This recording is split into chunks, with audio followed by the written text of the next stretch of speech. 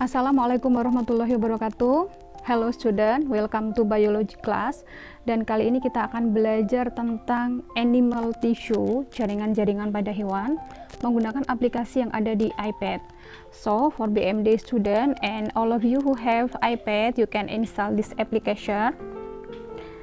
Namanya Animal Histology by Caroline.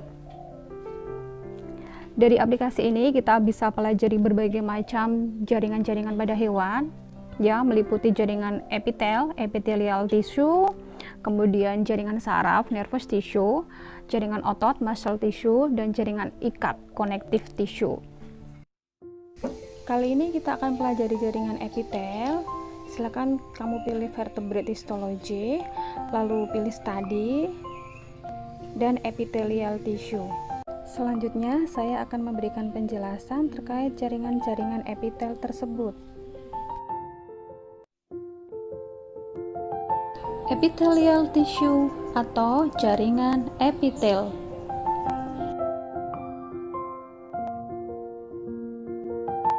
Jaringan epitel memiliki beberapa peranan: absorpsi, sekresi, dan proteksi atau perlindungan. Ada beberapa jenis jaringan epitel seperti tampak di sini. Ada simple squamous, simple cuboidal, simple columnar, stratified squamous, stratified cuboidal, stratified columnar, transitional, pseudostratified, and ciliated epithelium. Kata simple di sini berarti satu lapis, one thick layer, sedangkan stratified berarti berlapis-lapis, dua atau lebih lapisan. Berdasarkan bentuk selnya, jaringan epitel ada tiga macam. Yang pertama adalah squamous, itu yang berbentuk pipih, thin and flat, cuboidal berbentuk kubus, cube shape, kolumnar berbentuk batang atau silindris, jadi panjang. Perlu kita kenali dulu beberapa nama jaringan epitel. Pertama, simple squamous epithelium, epitel pipih selapis. Simple cuboidal epithelium, epitel kubus selapis. Simple columnar epithelium, epitel silindris selapis. Stratified squamous epithelium, epitel pipih berlapis. Stratified cuboidal epithelium, epitel kubus berlapis. Stratified columnar epithelium, epitel silindris berlapis. Transitional epithelium, epitel transisional. Pseudostratified columnar epithelium, epitel silindris berlapis semu. Jadi pseudo di sini berarti semu. Ciliated epithelium, epitel bersilia. Simple squamous epithelium, jaringan epitel pipih satu lapis. Yang ditunjukkan di sini adalah jaringan epitel pipih selapis di alveolus, dan ini juga ditemukan di dinding pembuluh darah, di pleural atau lapisan paru-paru, perikardial itu lapisan jantung, dan peritoneal cavity, rongga perut. Pipih satu lapis, karena hanya satu lapis, jadi ini cukup tipis. Ini memungkinkan jaringan ini berfungsi untuk difusi dan filtrasi.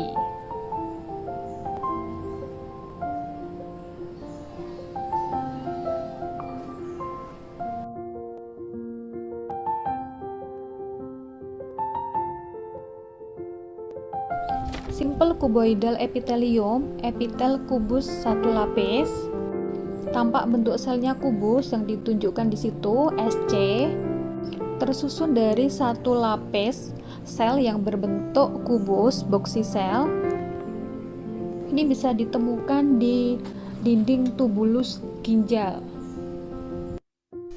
Fungsi yat ini adalah untuk sekresi, yaitu melepaskan yat yang masih berguna untuk tubuh, dan juga untuk absorpsi.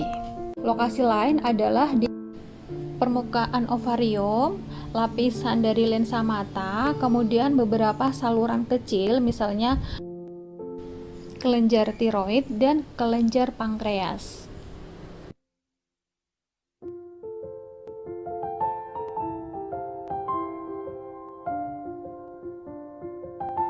Simple columnar epithelium, jaringan epitel silindris satu lapis. Bentuk selnya adalah seperti batang atau silindris, ditunjukkan huruf SC di situ. Bisa ditemukan di digestive tract, saluran pencernaan. Lalu fungsinya karena ini juga satu lapis, di sini untuk sekresi dan absorpsi. Sekresi misalnya untuk mensekresi enzim pencernaan, sedangkan absorpsi adalah untuk penyerapan nutrisi. Lebih spesifiknya ini bisa ditemukan di permukaan usus halus, small intestine.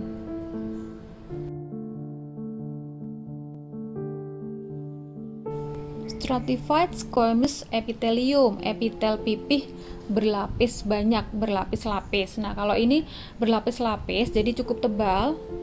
Epitel pipih berlapis ini ditunjukkan pada gambar itu yang ditandai huruf SS. Lapisan paling luar itu adalah squamous, pipih, ya, tampak pipih, tetapi bagian dalamnya itu ada berbagai bentuk sel, mulai dari yang berbentuk kubus sampai yang berbentuk silindris. Karena berlapis, fungsinya untuk protection, perlindungan. Ditemukan di bagian tubuh yang bersinggungan dengan lingkungan luar, misalnya esofagus, kerongkongan, kemudian rongga mulut, dan juga bagian kulit. Stratified cuboidal epithelium, epitel kubus berlapis. Nah, ini juga berlapis. Karena berlapis pasti ada fungsi untuk perlindungan, protection, tapi selain itu juga berfungsi untuk ekskresi, untuk pengeluaran zat sisa. Jaringan ini misalnya ditemukan di ducts of sweat glands, jadi di saluran kelenjar keringat, juga di Graafian follicle of ovary. Di dalam ovarium ada follicle atau kantong yang berisi calon telur. Nah, di situ dikelilingi oleh jaringan stratified cuboidal epithelium.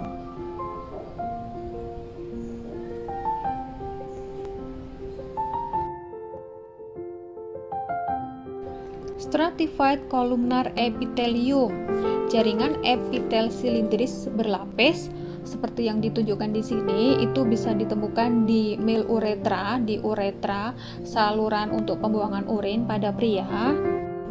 Huruf L di situ menunjukkan lumen. Lumen itu rongga dalam bagian uretra untuk lewatnya urin.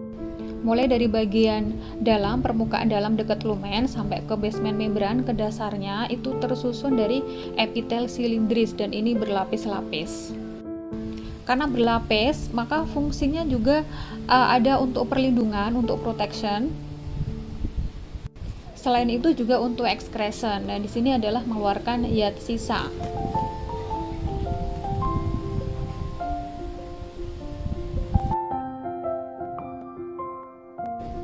Transitional epithelium atau epithelium transisional, yaitu jaringan epitel yang disusun dari sel-sel dengan bentuk yang bervariasi, mulai dari yang pipih, kubus, maupun yang silindris atau kolumnar.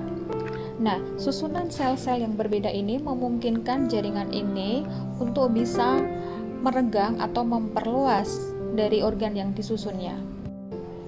Misalnya terdapat pada urinary bladder atau kantong kemih.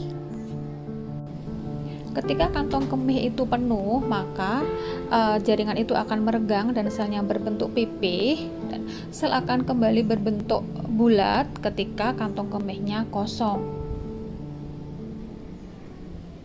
Selain itu juga ditemukan di ureter, yaitu saluran yang menuju ke kantong kemih. Pseudostratified columnar epithelium, epitel silindris berlapis semu. Ini dikatakan berlapis semu karena dia tampak stratified, ya, appear stratified, tampak berlapis, tapi sebenarnya itu hanya tersusun dari satu lapis sel dengan tipe yang berbeda-beda, dengan bentuk yang berbeda-beda. Masing-masing sel itu langsung berhubungan dengan basement membran, dengan dasar membran itu. Tampak di situ, PC itu adalah menunjukkan sel dari kolumnar, pseudostratified kolumnar, ada yang panjang maupun ada yang lebih pendek ukurannya. Jaringan ini umumnya adalah bersilia, dan karena dia itu berlapis dan cukup tebal, tampak berlapis, maka juga berfungsi untuk protection. Jaringan ini banyak ditemukan di saluran pernapasan.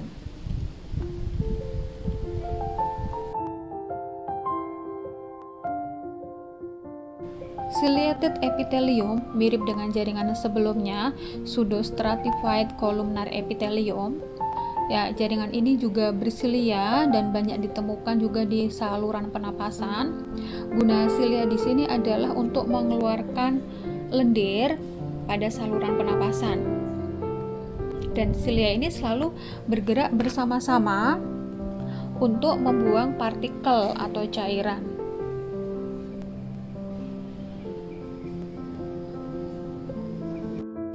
Ditemukan di saluran pernapasan bagian atas, ya, misalnya trakea.